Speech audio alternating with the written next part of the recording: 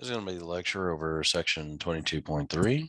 We're going to be dealing with circuits that include resistance. They also include inductance and capacitance. So it's normally referred to as an RLC circuit. So in a series RLC circuit, voltage and the current amplitudes are going to be related in this fashion. Now, Z is going to be called the impedance of the circuit. We can't call it resistance, not in the sense of what it is with just a resistor in the circuit.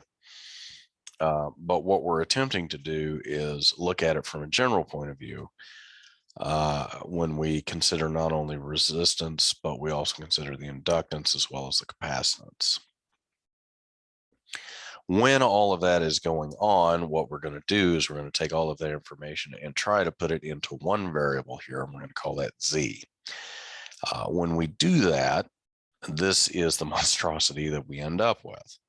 So it looks a lot like Ohm's law, which hopefully you're seeing a pattern here of trying to carry forward something that looks very simple, but gives us an idea as to what's going on in the circuit. However, in order to try to carry that forward, the model that we have here becomes greater in complexity as we go. So you can see here, we've got our circuit, we hit the R and then the L and then the C as the current goes around. Because of that, this is the description that we end up with. And you can see here that we've got the VR, which is in phase with the current. We've got the VL, which of course is 90 degrees ahead. VC, which is 90 degrees behind.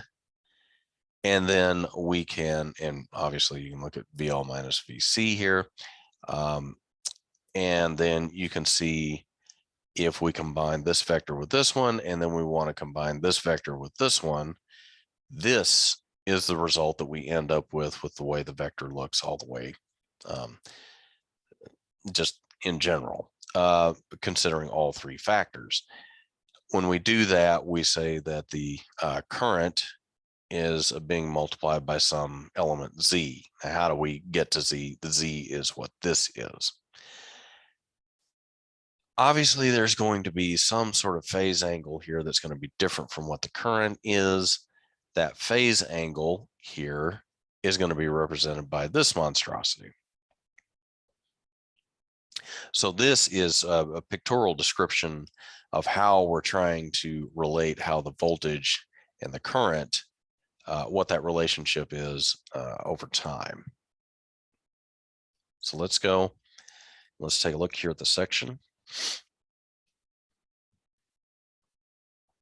Now, the reason we look at this is because circuits with all of these different types of characteristics give a certain value. It gives a certain power in order to be able to make certain things. So we have reasons why we want to be able to combine all these things in it. However, having done that, the description of how the voltage and the current relate become more complex. And so because of that, we've got to figure out how to do it. And this is what's going on. This is our model for what's going on. So a series circuit is going to contain all of these elements. Analyzing this, we use the phasor diagram that we just described in the summary.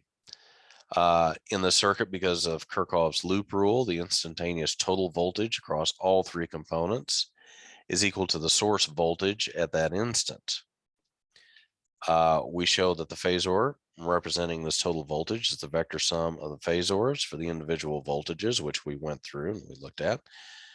The complete phasor diagram we went through, and this diagram appears pretty complicated, so we're going to take it one step at a time.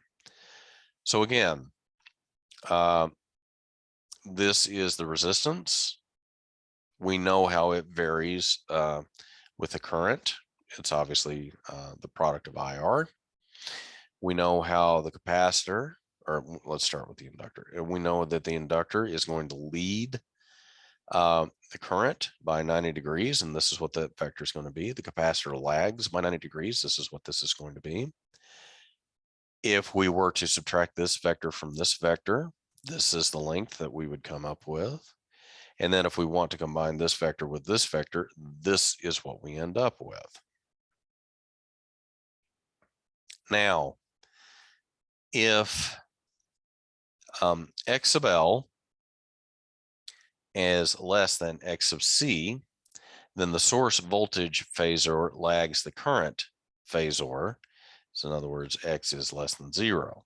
And this phi value here is a negative angle between 0 and minus 90 degrees. So in other words, if V sub L here ends up being smaller than V sub C, in other words, there's more stuff going on here with the capacitor and then the inductor, then what we're seeing here is a result where if we take VL minus VC, we end up with a vector this way as opposed to what we see here. And then because of that, when we want to add this to V is equal to IR, this is the resultant that we end up with.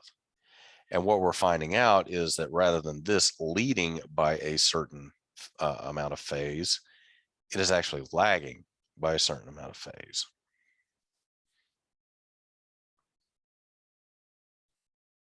So again, we've seen here all of these particular values that we've come across. If we're looking at voltages here, if we want to find a way to describe that, then what we are looking here, again, if we're looking at a phase diagram, we've got a vector V here that is going to be comprised of these other two vectors. Using the Pythagorean theorem, this is the description that we come up with, where the vector here is going to be equal to the square root of this side plus this side. It looks like it might be missing a square value there. It should have it there. When we substitute in all of the values here for the voltages and how they vary with their reactance, this is what we come up with. Obviously, as we go through here, we can pull out the current in each one of these cases as we go through and do the math. And this is the result that we end up with. The quantity here is called the reactance of the circuit, denoted by X. So in other words, we replace this with X, and this is what we come up with. So the impedance, Z, of the circuit is this particular expression. In other words, we replace this with X, and this is what we come up with.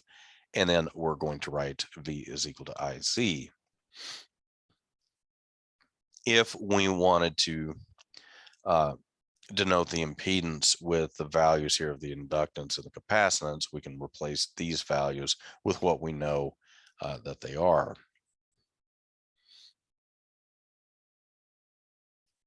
Obviously, if we're looking for the phase angle here, we can go through, and again, using the vector analysis here, we know that the tangent of the angle, let's see if I can go back up here. Yeah, the tangent of the angle here is going to be VL minus VC divided by VR. Again, plugging in all of this information here, we can come through and we can determine that the phi is going to be equal to the inverse tangent or the arctangent of this particular relationship here. Again, where X is equal to this, which if we replace that with the fundamental information there, that's what that comes up with. So you've got some problems here that you can kind of work through, and I think that would be good for you, as well as some tutorials.